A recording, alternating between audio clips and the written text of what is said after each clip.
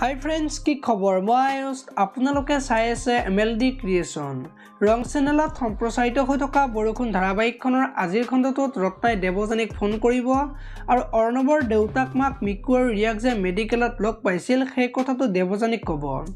আৰু তেতিয়া দেৱযানীয়ে অৰ্ণৱক ৰত্নাই কোৱা কথাখিনি ক'ব আৰু তেতিয়া অৰ্ণৱে মিকুক চাগে ৰিয়াই টাৰ্গেট কৰিছে কাৰণ মিকুৱে ৰিয়াক অলপো দেখিব নোৱাৰে সেই কথাটো দেৱযানীক ক'ব আৰু তেতিয়া দেৱযানীয়ে আপোনাৰ মতে ৰিয়াই মিকুক টাৰ্গেট কৰিছে বুলি অৰ্ণৱক সুধিব আৰু তেতিয়া অৰ্ণৱে কৰিব পাৰে বুলি দেৱযানীক কোৱা দেখিবলৈ পাব।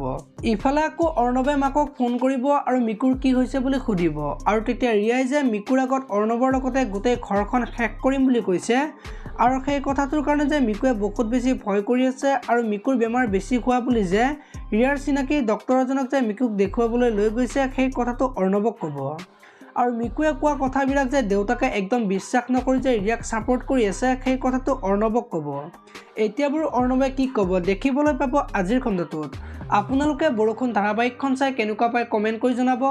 যদি আপোনালোকে এতিয়ালৈকে ভিডিঅ'টো লাইক কৰা নাই লাইক এটা কৰি দিব আৰু যদি চেনেলটো প্ৰথমবাৰৰ বাবে চাই আছে তেতিয়াহ'লে চেনেলটো ছাবস্ক্ৰাইব কৰি বেল আইকনটো প্ৰেছ কৰি দিব। ধন্যবাদ।